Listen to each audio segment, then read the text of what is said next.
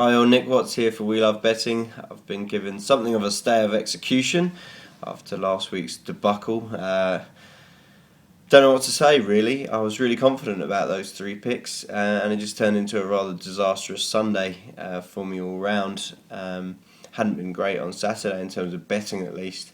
At least Arsenal had a decent result to cheer me up. But I guess that's the way it goes. Hadn't had a week like that for quite a while, so let's hope that it's another long wait before I have to suffer through that again. Straight back on the horse though, and this weekend I've got a mix of Premier League and FA Cup, just because it's such a tough coupon, it has to be said. I'm kicking off with Everton v QPR on Saturday. Everton as short as ever here, 4-9 is the price I've scribbled down in my notes. And you know, you used to be allowed to rely on Everton to drop points when they were these kind of stupid prices at home to these kind of sides. In fact, I think I backed the double chance in this game last year, and of course QPR won it with, I think they only had one shot on target and scored. So Everton cleaned up their act definitely on that front though this season. Only the Manchester clubs and Chelsea have got a better home record. I'm sure I've mentioned that stat before. Pino and Fellaini, of course, both coming back. And it's a game they've got to win if they want to keep the pressure up and have any hope of finishing in those top four places, or indeed the Europa League spots, of course. Looked at half-time, full-time, thinking there might be a touch more value there, but of course, inevitably it's going to be linked to the match price. 6-5, not really worthy of a best bet price for me, but it's not entirely unthinkable. 5 of 9 home wins for Everton have been by half-time, full-time, and the last 3 home games they've actually been leading at the break as well, so a little bit of a trend there, but nothing that heavy. Probably more significant is the fact that QPR have actually only been leading at the break in 2 games all season, so they're certainly not a first-half team. It's the goals that I'm really looking here. It's 8-11 for over 2.5, so again a little bit too skinny for me. But what I did think was interesting was both teams to score even money. Generally, I look for when I'm looking for overs bets, I'm looking for games where I think both teams will score. So they're a little out of sync here. The prices for those two. Everton have scored in every home game bar one, which was a 0-0 with Swansea.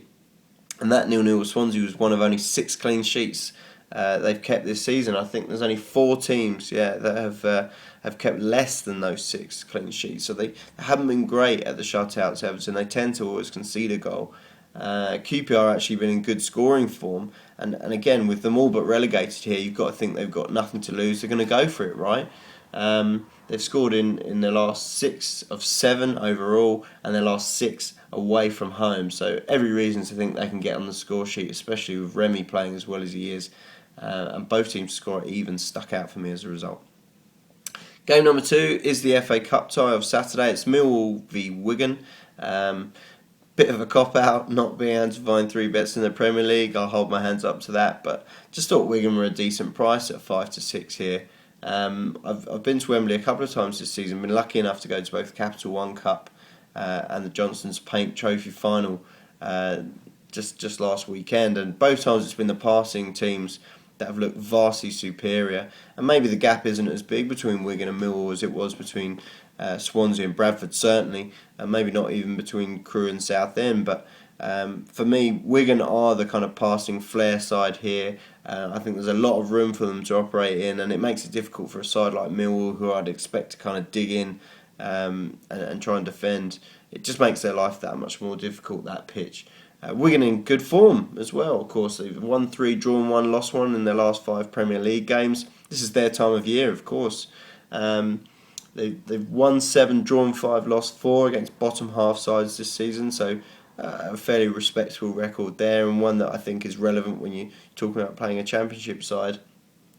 And let's not forget, Millwall are not exactly a high-flying side in that division. They could still be relegated. It's unbelievably tight in the bottom half of the championship, and nearly anyone from that bottom half could go, really. And if this tie affects Millwall, then it could damage them in the league big time, excuse me. Only 4 championship clubs have scored less goals than them, and of course their top scorer Chris Wood left in January for Leicester, so he can contribute 11 goals of those they've scored so far, and I just don't think they're a strong enough side. Their form is 1-2, drawn 2, lost 2 in the last 6, and I just don't think it's very intimidating stuff. I think the pitch suits Wigan. I think the form suits Wigan, and at 5-6, I think they're a decent bet. Just finally then, I'll be relatively quick on this one because it's a bit of a punt. I'm not usually a fan of backing over 3.5 goals, but I'm looking at Reading, Liverpool, and I'm thinking both these sides owe me one after last week.